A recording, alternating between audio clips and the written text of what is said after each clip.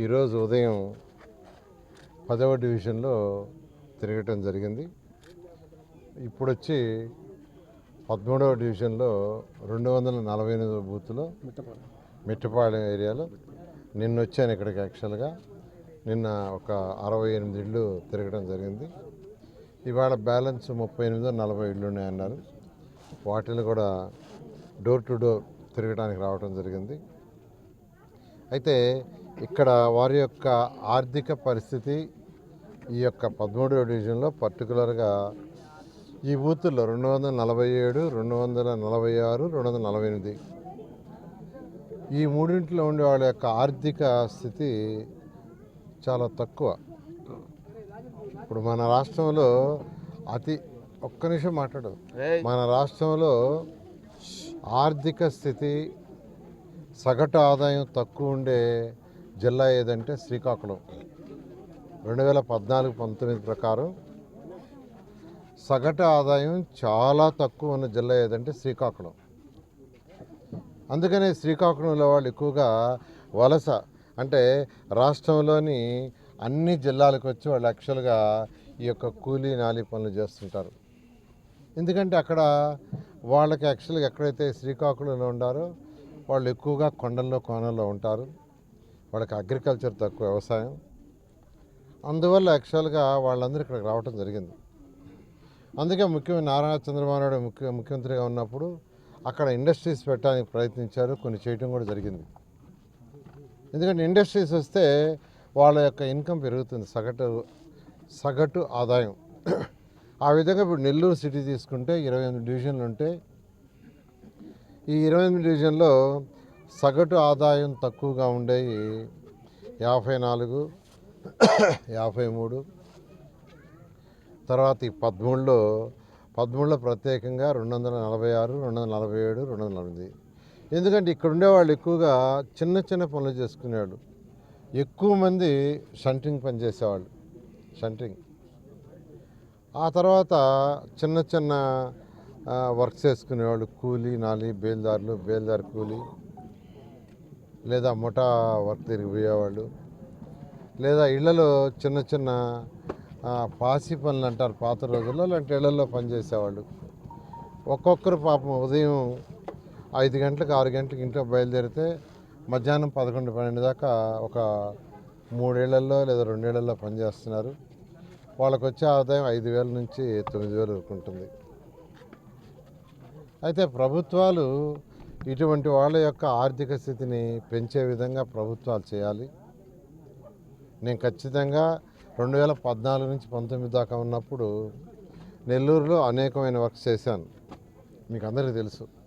నేను ప్రత్యేకంగా end to end రోడ్లు కానీ, రోడ్లు దుమ్ము లేకుండా ఉండటానికి ఎండ్ రోడ్లు అనేది తెచ్చాం. అండర్గ్రౌండ్ సివరేజ్, దోమలు లేని సిటీ చేయడానికి అండర్గ్రౌండ్ సివరేజ్. డ్రింకింగ్ వాటర్, స్వచ్ఛమైన వాటర్ ఉండాలంటే స్వచ్ఛమైన వాటరు, నిరంతరం వాటరు, 365 రోజులు ఒకే రకమైన వాటర్ ఉండాలని సంగం బ్యారేజ్ 37 కిలోమీటర్ల నుంచి వాటర్ లైన్స్ తీసుకురావటం కానీ,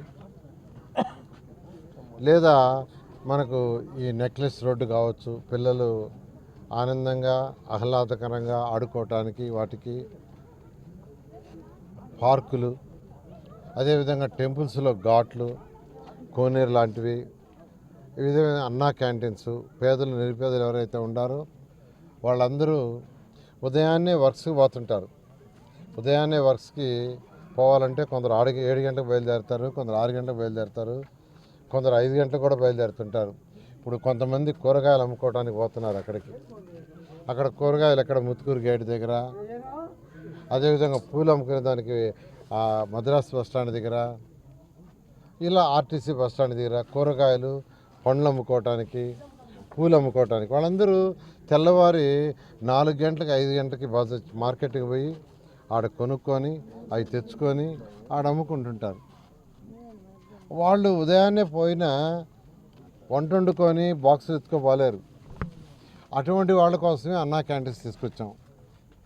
అన్నా క్యాంటీన్స్ తీసుకొచ్చింది ఎవరైతే ఉదయాన్నే 5 గంటలకో, 6 గంటలకో, 7 గంటలకో కూలీ నాలికి పోతారో అటువంటి వాళ్ళు ఇబ్బంది పడకుండా ఉండటం కోసంగా ఎక్కడైతే మార్కెట్ ఉంటాయో, ఎక్కడైతే యాడ్లు ఉంటాయో, ఎక్కడి నుంచి అయితే కూలీలంతా ఒక దగ్గర చేరిపోతుంటారు, ఒక ప్లేస్కి వచ్చి వేదాయపాలెం సెంటర్, అట్లా కొన్ని ముత్తుకూరు సెంటర్, ఇలాంటి సెంటర్లో ఉండే దగ్గర క్యాంటీన్స్ పెట్టాం, అన్నా క్యాంటీన్స్ని. ఇవన్నీ కూడా పేదలు నిరుపేదల యొక్క డెవలప్మెంట్కి చేసినవి. అయితే ఈ 246, 247, 248 ఈ మూడు మాత్రం చాలా చాలా ఆర్థికంగా సగటు ఆదాయం తక్కువ ఉండేది. ఖచ్చితంగా ఈ ఏరియాని డెవలప్ చేయాలంటే ఫస్ట్ వీళ్ళకి ఇన్ఫ్రాస్ట్రక్చర్, చక్కటి రోడ్లు, కాలువలు, డ్రైన్స్, డ్రింకింగ్ ఫెసిలిటీ, స్కూళ్ళు, ఈ ఫెసిలిటీ ఫస్ట్ ఇవ్వాలా. ఖచ్చితంగా 2024లో తెలుగుదేశం ప్రభుత్వం వస్తుంది.